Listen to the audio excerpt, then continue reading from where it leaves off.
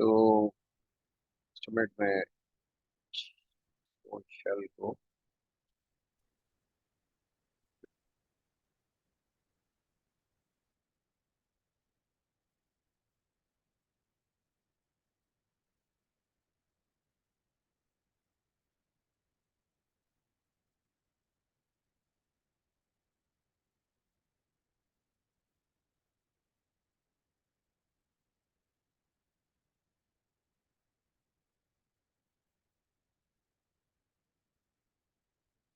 Setup complete हो गया। मैं आपको ये बता रहा था कि लास्ट टाइम हमने डिस्कस किया था फंक्शन लिस्ट और टपल्स वगैरह, और साथ में आपको ये भी बताया था कि हर वेरिएबल के साथ जब आप डॉट लिखते हैं, किसी वेरिएबल के साथ जब आप डॉट लिखते हैं, फॉर एग्जांपल आपने एक्स की एक इंटीजर वेरिएबल क्रिएट किया, अब आप एक्स के बाद डॉट लिखेंगे तो कुछ आप लोग को यहाँ पर फंक्शन नजर आएंगे। ये वो फंक्शन हैं जो पाइथन ने इस पाइथन करता ये है कि जब भी आपको वैल्यू स्टोर करते हैं तो वो उस डेट टाइप की वो इक्वल टू के राइट साइड पे आपने जो वैल्यू लिखी होती है उससे वो डिटरमिन करता है कि टाइप क्या होनी चाहिए वेरिएबल की। इंटीजर होना चाहिए, स्ट्रिंग होना चाहिए, फ्लोटिंग पॉइंट होना चाहिए, कॉम्प्लेक्स होना चाहिए, कुछ और। तो वो ये टपल है, तो उसी टाइप का वेरिएबल क्रिएट करता है और उसमें वो वैल्यू डाल देता है जो आपने इक्वल टू के राइट साइड पे लिखी है। यानी दूसरे लफ्जों में यूँ समझे, जो मैं बताना जिस पे एम्फसाइज करना चाह रहा हूँ, ये कि हर वेरिएबल के साथ एसोसिएटेड उसकी डेटा टाइप भी होती है। जब हम किसी वेरिएबल के बाद डॉट लिखते हैं तो उस डेटा टाइप के साथ एसोसिएटेड जो फंक्शंस होते हैं वो अपीयर हो जाते हैं। इनको मैं आपकी समझने के लिए, आसानी के लिए, डॉट फंक्शंस कहता हूँ। डॉट फंक्शन का क्या मतलब है? किसी भी डेटा टाइप के साथ आप डॉट लिखते हैं। डेटा टाइप का मतलब है चाहे आप वो इंटीजर वैल्यू हो, या इंटीजर एक्सप्रेशन हो, या इंटीजर वैल्यू वेरिएबल हो, वो मतलब है मेरा। तो जब भी आप किसी डेटा टाइप के बाद डॉट लिखते हैं तो उसके बाद जो जितने फंक्शंस उसके साथ एसोसिएटेड होते हैं, पाइथन का शेल उसको डिस्प्ले करना शुरू करता है। अच्छा, ये बहुत लंबी लिस्ट है फंक्शंस की, लेकिन देखिए, अभी एक्स एक्स की क्या टाइप है? एक्स इंटीजर टाइप का है, और इसके शुरू के चार फंक्शन ही देख लीजिए: as integer, ratio, bit count, bit length और conjugate. As integer, ratio, bit count, bit length और कॉन्जुगेट। अब आप कोई और वेरिएबल क्रिएट कर दें, उसमें आप वैल्यू कुछ भी डाल दें, और अब आप उस वेरिएबल के साथ डॉट लिख दें, देखिए यही वाले फंक्शन अपीयर होंगे: as integer, ratio, bit count, bit length, conjugate. तो जो डॉट फंक्शन है ये एसोसिएटेड होते हैं डेटा टाइप के साथ, वेरिएबल नेम के साथ एसोसिएटेड नहीं होते। अब जितने भी वेरिएबल आप इस इंटीजर के क्रिएट करेंगे, इंटीजर वेरिएबल क्रिएट करेंगे, हर एक के साथ अ, यही फंक्शन अपीयर होंगे। इनको मैं रेफर करने के लिए, आसानी के लिए, डॉट फंक्शंस कहूँगा। तो डॉट का मतलब अब आप समझ गए हो। अच्छा, इस तरह से देखिए, स्ट्रिंग्स ले लें। मैं एक वेरिएबल S1 स्ट्रिंग क्रिएट कर रहा हूँ, उसमें कुछ वैल्यू डाल देता हूँ, ऐसी रैंडम कैरेक्टर डाल दिए मैंने। अब S1 के साथ डॉट लिखा तो कुछ फंक्शंस आ गए: capitalize, casefold, centre, count.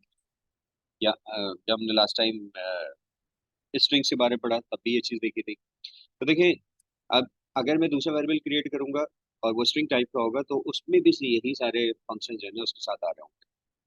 और तो ये तो हो गई वेरिएबल की बात, लेकिन ये सिर्फ वेरिएबल के साथ नहीं होती। अगर मैं एक स्ट्रिंग क्रिएट कर दूं, मिसाल के तौर पे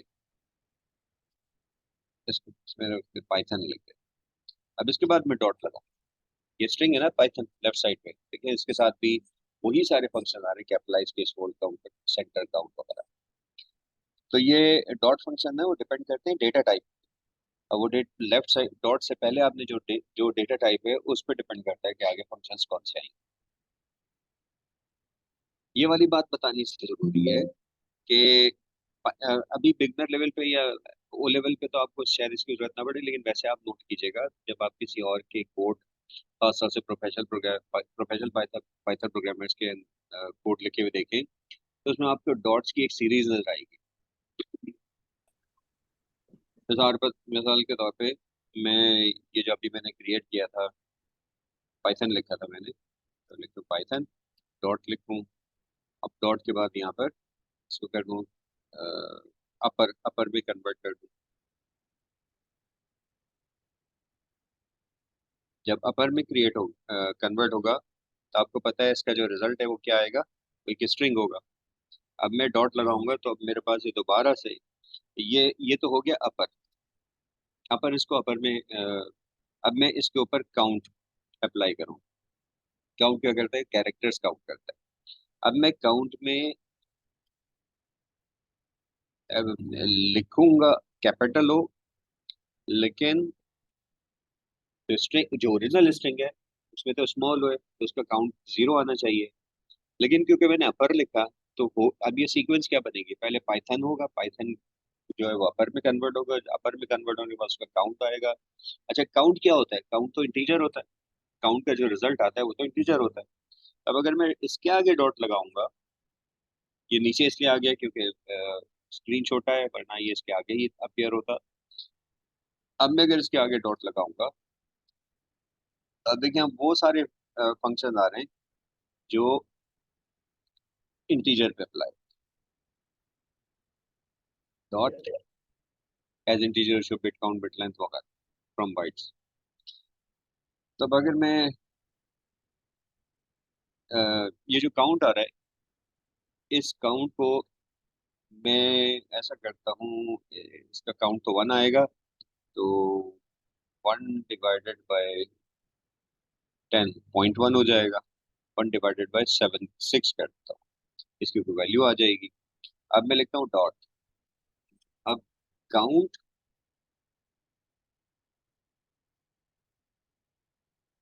इसके बाद काउंट, इसके बाद लिखा डॉट। अब डॉट के बाद बिट काउंट बिट लेंथ और बिट, इसमें कितनी बिट्स होंगी, इसके इसका जो वो आएगा, अ, इसका जो रिजल्ट आएगा उसमें कितनी बिट्स होंगी। 1 आया था ना, तो 1 को बाइनरी में लिखने के लिए सिर्फ एक बिट चाहिए होती है, तो ये आ गया 1। तो जब आप प्रोफेशनल्स के कोड लिख देंगे उसमें बहुत सारे डॉट डॉट डॉट डॉट करके डॉट फंक्शन जो होते हैं, तो इसका थीम के इसको समझने के लिए क्या जरूरी है, इसको समझने के लिए ये वाली बात जाननी जरूरी है।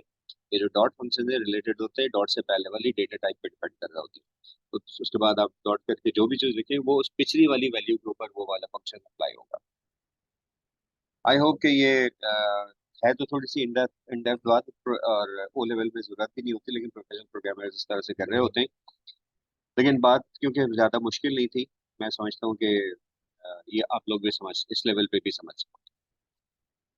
सो एक बात तो ये थी। दूसरी बात, अब ये तो मैंने डॉट फंक्शंस का जनरल जनरल कॉन्सेप्ट दिया। अब हमें देखना है कि लिस्ट के साथ कौन कौन से डॉट फंक्शंस अवेलेबल हैं। उसमें कुछ जो है काफ़ी अहम है। पहले पिछली क्लासेस में से एक बात मैं रिपीट कर दूं कि अगर मुझे एक एम्प्टी लिस्ट क्रिएट करनी है तो वो स्क्वायर ब्रैकेट का पेयर दे दें आप। A is variable name equal to square bracket का पेयर दें और बीच में कोई वैल्यू ना लिखें, तो ये एम्प्टी लिस्ट क्रिएट हो जाए। और ये मैंने लास्ट टाइम आपको इसका टाइप डेटा फंक्शन के ऊपर अप्लाई करके भी दिखाया था कि ये लिस्ट ही है। अब अगर मैं ये चाहता हूँ कि लिस्ट, अच्छा लिस्ट क्रिएट करने के लिए अभी तक हमने इसको इक्वल टू के राइट साइड पे वैल्यूज दी। अब तो मैं ये चाहता हूँ कि यूजर से मैं इनपुट लूँ और यूजर जो भी वैल्यूज दे रहा है उसको मैं इस लिस्ट में स्टोर करता जाऊँ। पहली वैल्यू जो यूजर देगा उसको वो पहले लोकेशन पे स्टोर हो जाए, दूसरी वैल्यू दूसरी लोकेशन पे स्टोर हो जाए। तो पाइथन में बहुत सारे डॉट फंक्शन है जिसमें एक ऐसा भी है जो इसमें एक वैल्यू ऐड कर देता है, और वो मैं अब आपको दिखाता हूँ। डॉट लिखे, डॉट लिखने के बाद आप कंट्रोल स्पेस प्रेस कर दे तो फौरन ये लिस्ट अपीयर हो जाती है, वरना 2-3 सेकंड वेट करने पे ये लिस्ट आ जाती है शेल में। इसमें ये हैं तो बहुत सारे, लेकिन इसमें मैं आपको जो ज्यादा यूज होते हैं मैं आपको फिलहाल उनके बारे में बताता हूँ। कॉम्प्रिहेंसिव डिस्कशन अगर आपको पढ़ना है तो आप बुक से पढ़ सकते हैं, पाइथन की डॉक्यूमेंटेशन से पढ़ सकते हैं। और उसके एक बुक मैं कोशिश कोशिश करूंगा कि एक आध बुक जो है वो इस क्लासरूम पे अपलोड भी कर दूँ, और हो सकता है आप लोगों के पास भी हो कोई, तो आप कोई सी भी बुक पढ़ सकते हैं।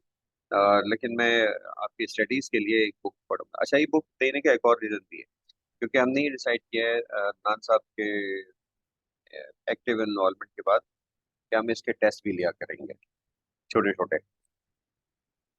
तो प्रोग्रामिंग पढ़ने का अच्छा तरीका ये होता है कि आप जो कोर्स कर रहे हैं या क्लास में अगर पढ़ रहे हैं तो वो तो आप करें ही, जरूरी करें। दूसरी चीज होती है उसकी प्रैक्टिस करना, आप खुद से प्रोग्राम लिखें। तीसरी चीज होती है कि आप उससे मुतालिक एक बुक भी एडिशनली पढ़ लें। ये तीन चीजों को अगर आप मिला मिला देंगे ना, तो आपका जो आपकी लर्निंग है वो फास्ट भी हो जाएगी और कॉम्प्रिहेंसिव भी हो जाएगी। क्योंकि तीनों सोर्स ऑफ इंफॉर्मेशन जो है ना वो मिला के अगर आप प्रोग्रामिंग पढ़ते हैं तो ज्यादा एडवांटेज मिलता है आपको। अच्छा, तो मैं आपको बता रहा था अपेंड के बारे में कि लिस्ट के डॉट फंक्शन में से एक अपेंड है। अपेंड के बाद ब्रैकेट में आप जो भी वैल्यू देंगे उस वैल्यू को ये उस लिस्ट में डाल दें। मिसाल के तौर पे मैं इसमें वैल्यू दे देता हूँ 10। अब ए में क्या वैल्यू, अब ए में सिर्फ 10 है। अब मैं फिर लिखता हूँ ए डॉट अपेंड और इसमें लिख देता हूँ 20। तो अब इसमें 20 भी ऐड हो जाए। तो आप इस तरह से अपेंड जितनी दफा करते जाएंगे उतनी वैल्यू उसमें ऐड होते रहेगी। अच्छा, लेस के बारे में ये भी बताया था कि इसमें डेटा टाइप सारी अगर हमने इंटीजर डाले जरूरी है कि सारे इंटीजर, आप इसमें डिफरेंट डेटा टाइप्स भी डाल सकते हैं। फॉर एग्जांपल मैं यहाँ पर स्ट्रिंग भी डाल सकता हूँ।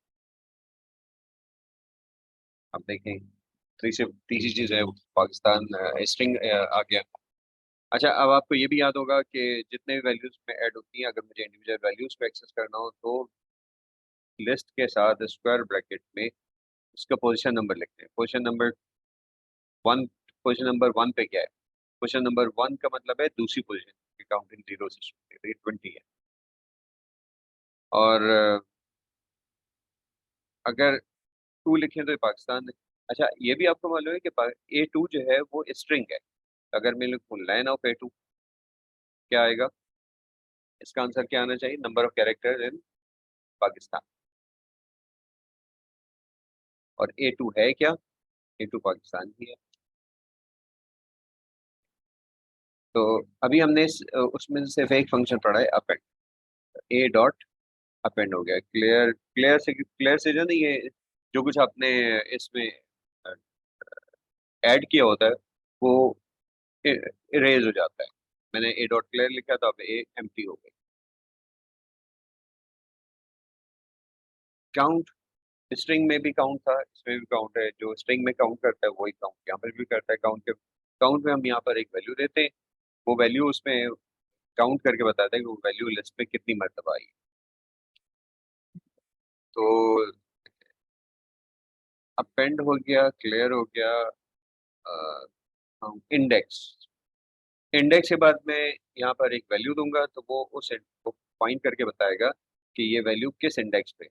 मैं चंद वैल्यूज दोबारा डालता। अब मैं ऐसा करता हूँ कि एक छोटा सा प्रोग्राम लिखता हूँ बल्कि, जिसमें हम इस लिस्ट में यूजर से इनपुट लेके और उस लिस्ट में वो वैल्यू स्टोर करते जाएंगे। बहुत छोटा सा आसान सा प्रोग्राम है, मेरे ख्याल है ये आप सब लोग भी लिख सकते हैं।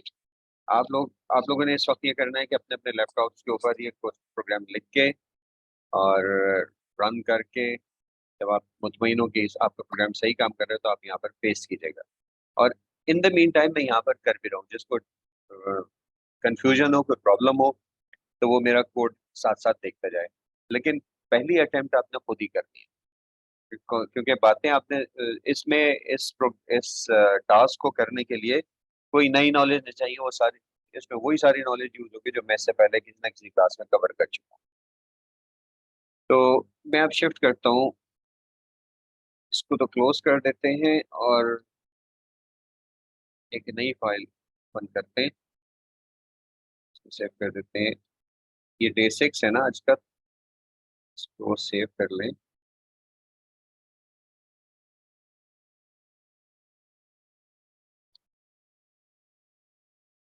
APS पाइथन समर कैंप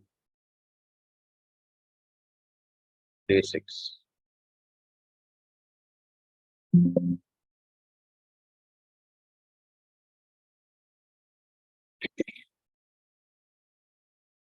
अच्छा, सर ये फिर फाइल्स भी आप शेयर कर दीजिएगा जीसीआर में, जो डे 1 से लेके अब तक है मटेरियल में। चले इसके बारे में भी आपसे और डिस्कस कर लेंगे बात। अभी आप ठीक है चैट में मुझे अभी तक किसी ने नहीं बताया, मैं इससे एज्यूम ये कर रहा हूँ कि थोड़ी सी डिफिकल्टी हो रही है।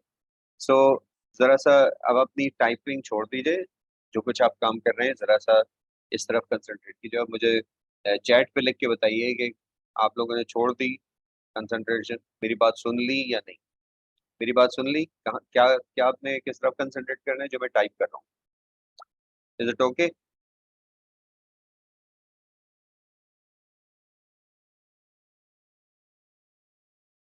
हाथ ऊपर करके बता दें, अपने हाथ ऊपर करेंगे तो पता चलेगा उनको कि ठीक है ठीक है ठीक है, एक दो तीन, तीन लोगों का जवाब आया अभी तक। चार,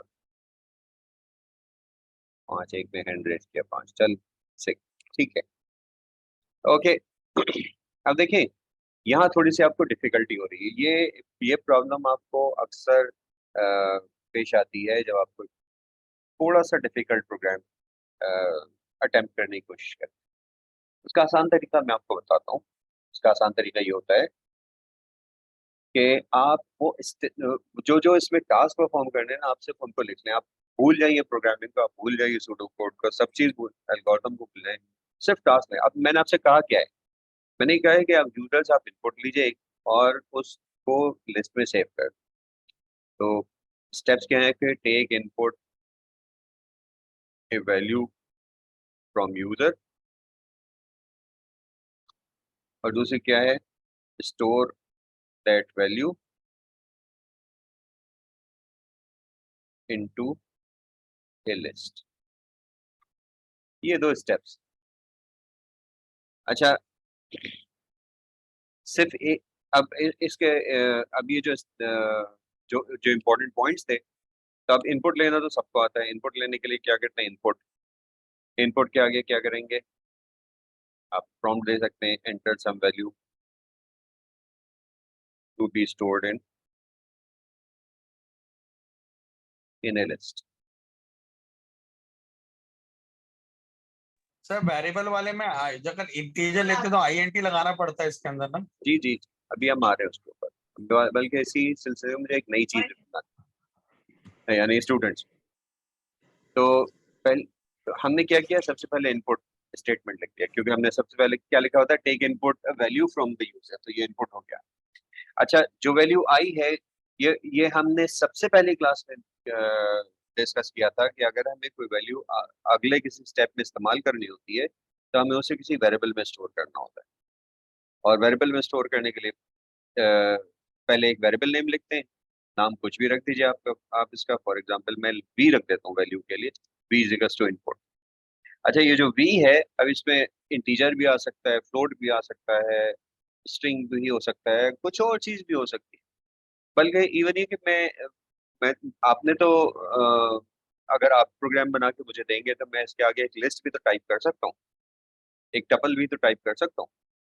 इनपुट तो कुछ भी दी जा सकती है। मैं पूरी की पूरी वेब पेज, इंटरनेट से वेब पेज को कॉपी बना के इसके ऊपर पेस्ट कर दूं, कॉपी पेस्ट कर दूं वेब पेज, ये भी तो हो सकता है। तो कुछ भी इनपुट जो है ना, यूजर की तरफ से कुछ भी आ सकता है। अच्छा, ये हमें पता था, ये हमें पता है कि जब अगर हमें पहले से पता हो कि यूजर किस टाइप की वैल्यू देगा तो हम उसका कन्वर्जन फंक्शन लिख लेते हैं। कन्वर्जन फंक्शन से क्या मतलब है कि जैसे वी को अगर मुझे पता है कि वी में यूजर ने इनपुट वैल्यू देनी है तो मैं लिखूंगा इंट। इसका जो रिजल्ट आएगा वो आगे किसी और वेरिएबल में स्टोर, फॉर एग्जांपल बीवी नाम के वेरिएबल में इसकी इंटीजर वैल्यू स्टोर कर।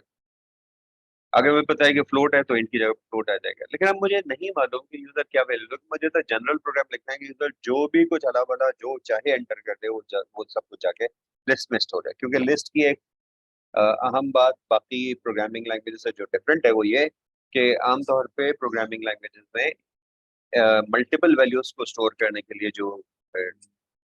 जो स्ट्रक्चर इस्तेमाल होता है वो एरे कहलाता है। लेकिन एरे जो है किसी एक सर्टेन टाइप की, अगर मैंने इंटीजर की एरे डिफाइन की तो उसमें सिर्फ इंटीजर नंबर स्टोर किए जा सकते हैं और कुछ नहीं स्टोर किया जा सकता। अगर मैंने फ्लोटिंग पॉइंट नंबर्स की वैल्यूज लिस्ट बनाई, वो एरे बनाई, तो उसमें सिर्फ फ्लोटिंग पॉइंट नंबर है, स्ट्रिंग किया तो सिर्फ स्ट्रिंग आ सकते हैं। लेकिन पाइथन का जो लिस्ट है ना, वो भी मल्टीपल वैल्यूज स्टोर कर, लेकिन वो ज्यादा पावरफुल, बाकी लैंग्वेज की जो एरेज है उससे ज्यादा पावरफुल। इसमें आप कुछ भी स्टोर कर सकते हैं, मल्टीपल टाइप भी एट ए टाइम स्टोर करके, पहली वैल्यू को दूसरी की वैल्यू किसी और टाइप की, तीसरी वैल्यू किसी और टाइप की। तो अब मुझे एक ऐसा फंक्शन भी चाहिए तो जो खुद डिटरमिन करे कि यूजर ने जो इनपुट दिया है वो किस टाइप का है। अगर इंटीजर है तो इंटीजर में कन्वर्ट कर दे, फ्लोट है तो फ्लोट में कन्वर्ट कर दे, जो भी हो, लिस्ट है तो लिस्ट में कन्वर्ट कर दे, जो भी हो उसमें कन्वर्ट कर दे, अगर स्ट्रिंग है तो वो स्ट्रिंग रहने दे। फॉर्चुनेटली पाइथन में ऐसा फंक्शन मुझे बनाने की जरूरत नहीं है, इसमें बिल्ट इन है, वो कहलाता है इवेल। इवेल खुद से डिटरमिन करता है कि यूजर ने किस टाइप की वैल्यू दी है, इंटेलिजेंटली करता है। अ, बहुत कम गलती होती है इसकी, यानी अगर इंटीजर दिया तो इंटीजर में कन्वर्ट कर देता है, फ्लोट दिया तो फ्लोट में कन्वर्ट कर देता है, टपल है तो टपल में कर देता है, जो आप डेटा टाइप देते हैं उस टाइप में कन्वर्ट कर देता है।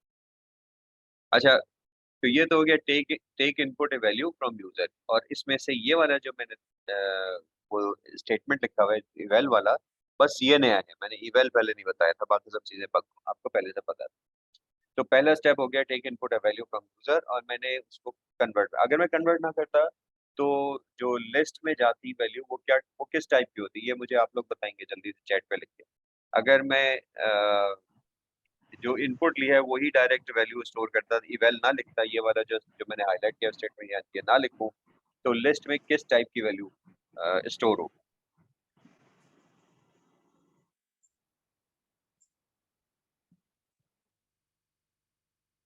जी।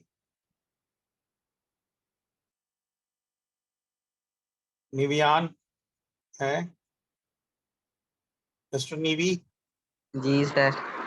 किस टाइप की वैल्यू स्टोर होगी बाय डिफॉल्ट? पाइथन किस टाइप की डेटा टाइप को सपोज करता है?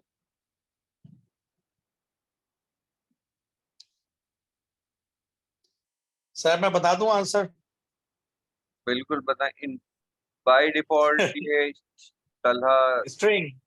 स्ट्रिंग, तला ने शेख राशिद तला ने सही बताया। बिल्कुल सही कहा इन्होंने, बाय डिफॉल्ट स्ट्रिंग होता है, यानी अगर मैं कन्वर्ट ना करूँ तो सारी की सारी उसमें स्ट्रिंग्स ही जाएंगी।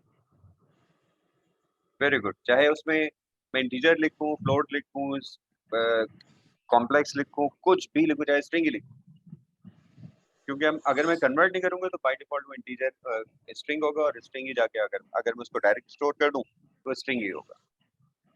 अच्छा, खुशबंत और याया ने जो है ना वो लिखा है इंटीजर, तो इनको ये थोड़ा सा मेरे ख्याल से कॉन्सेप्ट क्लियर नहीं है कि बाय डिफॉल्ट जो है पाइथन में वो हर वैल्यू को स्ट्रिंग समझता है। हाँ, ये वाली बात हुई थी जब भी आप उसके बाद उसको इंट में या फ्लोट में कन्वर्ट किया करते थे, तो ये ऐसे भूल गए तो इन्होंने शायद प्रैक्टिस नहीं की। बेटा प्रैक्टिस के बगैर आपका ये यूजफुलनेस जो है ना आपके इस टाइम की, आपके स्पोर्ट्स की, ये कम हो जाएगी। जो कुछ मैंने आप सर दो असाइनमेंट डाल दिए, दो हाँ, असाइनमेंट डाल दिए। एक तो मैंने डेटा टाइप वाला डाला है, हम्म, बुक एक्टिविटी का 8.1, 8.2, 8.3, 8.4, 8.5, वो सिर्फ डेटा टाइप है वेरिएबल के अंदर। और दूसरा मैंने इनको जो है वो इफ स्टेटमेंट वाला दिया है सिलेक्शन। सही है, ठीक है। अम, अच्छा, मैं अब देखिए पहला स्टेप तो हो गया कि take input a value from user, अब store that value into list. तो अब लिस्ट में कैसे जाती है, अपेंड के जरिए, लेकिन अपेंड तो डॉट फंक्शन है, इसका मतलब है कि इससे पहले डॉट होना चाहिए, लेकिन डॉट हमेशा किसी इसके डॉट से पहले हमेशा या तो टाइप होगी यानी वैल्यू होगी, या वेरिएबल होगा। अब यहाँ तो यहाँ वेरिएबल होना चाहिए, क्योंकि मैं एक वेरिएबल लूंगा, उस वेरिएबल में वो वैल्यू स्टोर करते चले जाऊँ। और वो वेरिएबल किस टाइप का होना चाहिए, वो लिस्ट टाइप का होना चाहिए। अभी लिस्ट तो अभी मैंने क्रिएट ही नहीं किया, इसका मतलब है एक एम्प्टी लिस्ट भी क्रिएट करनी हो। इस लिस्ट का नाम हम सपोज ए रख लेते हैं, A is equals to an empty list. उसके बाद हमने इनपुट लिया, इवेल से उसको कन्वर्ट करवाया, अब आप लिखेंगे ए डॉट अपेंड, और ए डॉट अपेंड के बाद ब्रैकेट क्या लिखा जाएगा, बीवी। तब ये उस ए नाम के जो लिस्ट है उसमें ये वैल्यू ऐड हो जाएगी। इसको रन करके भी देख लेते हैं, और ये तो रिमार्क कर दें, ये तो अपने समझने के लिए लिखा था हम। अब इसको रन कर रहे हैं, अब मैं एक वैल्यू दूंगा,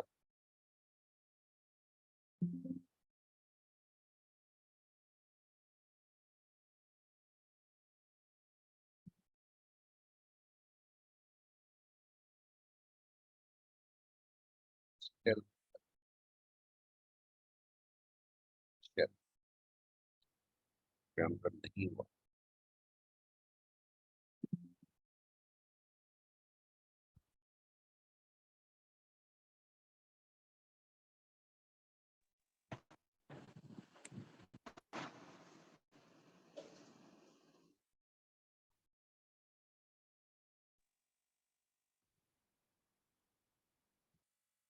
सर आपने लिस्ट तो एक नाम से बनाई है, तो आप अपेंड बी के अंदर कर रहे हैं, वीवी के अंदर जी क्या कह रहे हैं?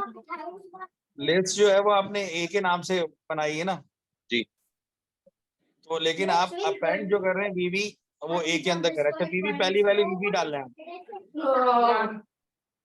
ठीक है, जी पहली वाली है पहली वाली। अच्छा देखिए अब मैं इसमें दे रहा हूँ एक इंटीजर नंबर और ये लिस्ट में आ गया। अब ए में क्या डाला जो मैंने दिया था, और देखिए एज इंटीजर आया, एज स्ट्रिंग नहीं आया। कैसे पता? आप दोबारा यही वैल्यू डालते हैं। अब एक स्ट्रिंग डाल देते हैं। स्ट्रिंग में लिख रहे हैं हम ABCD। अब ए में क्या आया? ABCD as string. कोड से आपको पता चला पहले 56 जो था वो कोड में नहीं था। और क्यों नहीं था? इनपुट जो आया वो तो स्ट्रिंग ही आया, लेकिन इवेल ने उसको चेक किया कि ये तो इंटीजर नंबर लिया, तो उसने खुद ही इंटीजर में कन्वर्ट कर लिया। ABCD भी स्ट्रिंग में आया, लेकिन ABCD क्योंकि स्ट्रिंग है और ये कन्वर्ट भी नहीं हो सकता, ना स्ट्रिंग ना ये इंटीजर में कन्वर्ट हो सकता, ना फ्लोटिंग पॉइंट में हो सकता, ना ये कॉम्प्लेक्स नंबर है, लिहाजा इसने इसको स्ट्रिंग ही रहने। तो ये आप रिजल्ट आपने देखा, और ये प्रोग्राम था जो हमने लिखा था। अच्छा, अब इस प्रोग्राम, ये तो एक बुनियादी बात हो गई। अब मैं आपसे ये कहता हूँ कि अब हम इसका स्टेप 2 कर रहे हैं। अब हम ये कहते हैं कि अब ये काम आपने करना है। अब मैं कह रहा हूँ कि अब आप एक ऐसा प्रोग्राम बनाइए जो यूजर से इनपुट लेता रहे जब तक